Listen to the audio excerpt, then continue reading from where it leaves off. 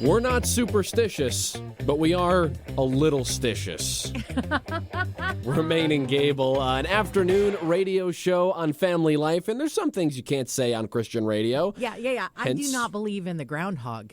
Can't say that on Christian radio, especially not when you're this close to Pennsylanvia, Pennsylvania. No, yeah, this is getting real close. I don't want to anger the locals.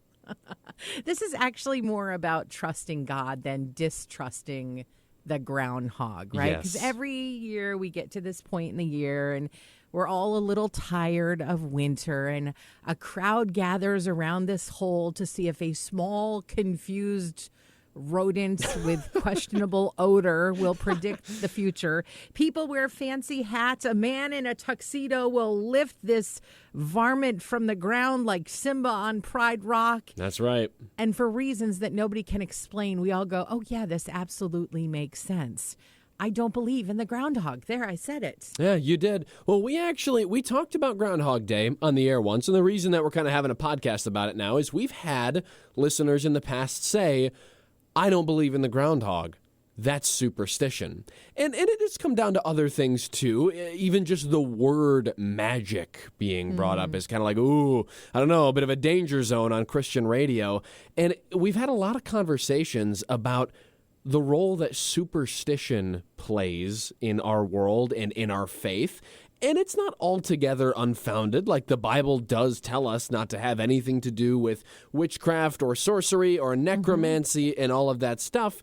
And yet we see those sort of themes brought up a lot in our culture, whether it's Harry Potter or Lord of the Rings or Narnia or Groundhog Day.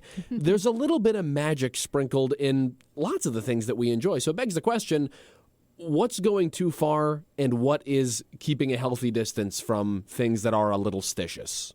Okay, I don't have beef personally with Punxsutawney Phil. No, great guy.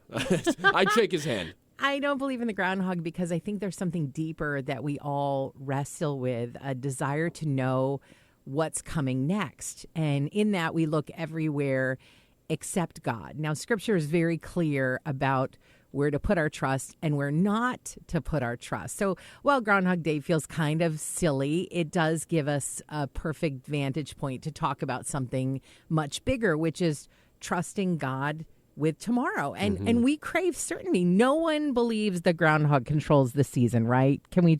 No one actually believes that. But every year we have this celebration anyway because uncertainty is uncomfortable. Winter feels long, and we want to know, like, this is coming to an end soon. But here's what the Bible says. For these nations which you're about to dispossess, listen to fortune tellers. But as for you, the Lord your God has not allowed you to do that. That's in Deuteronomy 18. So the problem is not the groundhog. It's what happens when we start looking outside of God to ease the icky feelings we have about the future. So maybe you don't check for shadows, but do you check a horoscope app? Do you check a personality test? The Enneagram?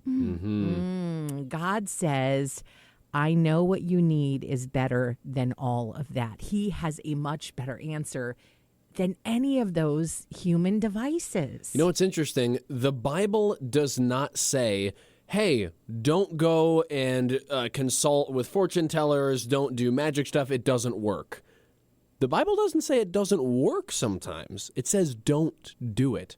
Right. I think there are very real and very evil forces at play in the world. I don't think that every fortune teller is just blowing smoke. I think there are people out there who legitimately do communicate with the other side in a way that we really shouldn't because there's evil in our world. There are demons. The devil is prowling around the world like a lion, seeking whom he may devour. So don't put your trust in those things. I think we have to be aware that there is some darkness in the world that works.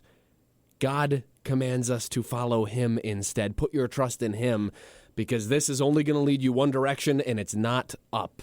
Yeah. That being said, Punxsutawney Phil, great guy. Don't think he's a demon. Don't think he's communing with any wicked spirits or anything. No, but there is that idea of where does your guidance come from? You know, when will spring come? Well, trust in the Lord with all your heart. and lean not on your own understanding. In all your ways submit to him, and he'll make your path straight. That's in Proverbs 3. So we either lean on God or we lean on the other things. And even if the other things are kind of lighthearted, I mean, he's a groundhog. He's got a top hat.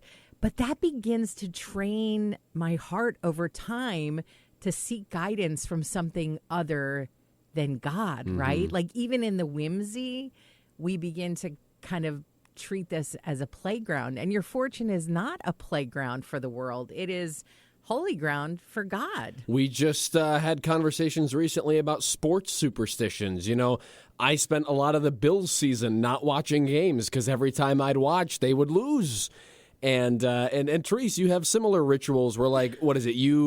Can you not watch them, or do you have to be in a certain room, or what's the deal? I have to be in the next room and also wearing a certain sweatshirt. I know. Obviously, I didn't have the clean sweatshirt for the last game. It's all on me.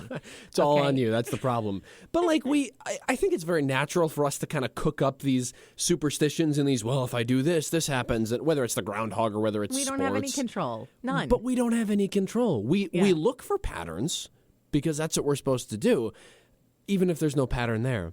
Actually, if I may pull a line from Batman, okay, this wise line. Okay.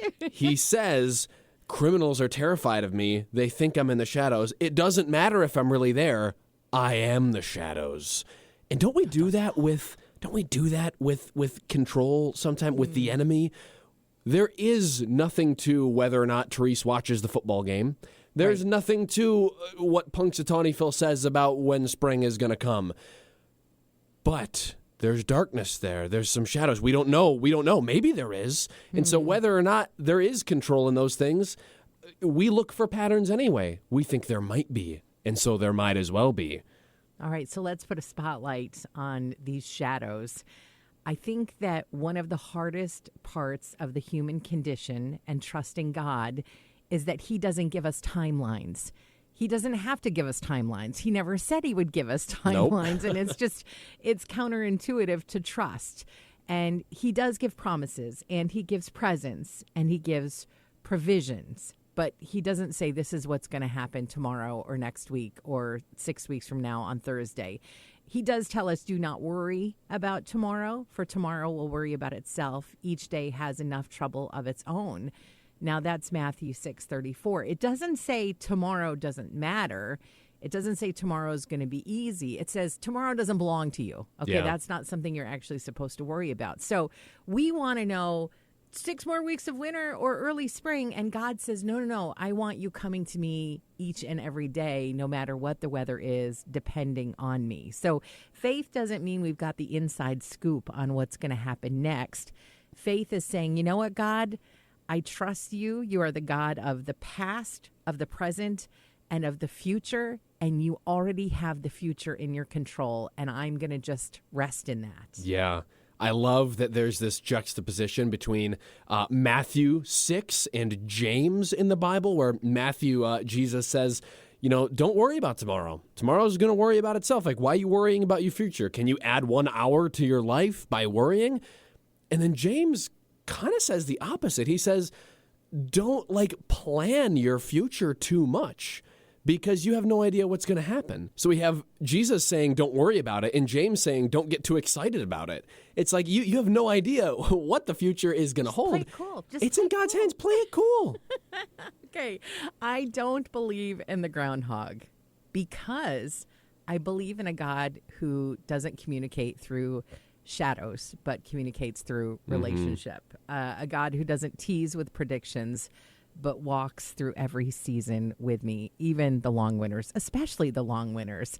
And here's what I've noticed. When I stop demanding the forecast, Lord, when is this going to happen? How are you going to this? And when is this? And that's when I find peace. When I stop actually concerning myself with the future, I get peace today. And here's what I do know. I mean, spring is going to come, right? Unless, I guess, the Lord comes first, right? Could be. Let's ask Phil, Pennsylanvia Phil, next time we're there. I guess we'll know when it gets here. And no matter what happens, what the groundhog sees, what the weather brings, God is in it. We know that for sure. Can't say that on Christian radio. Well, that you can You say. probably, yeah. You But the could get away with groundhog that. couldn't say that. No. because Well, the groundhogs groundhog can't talk. say anything. Yeah, he's got it locked in.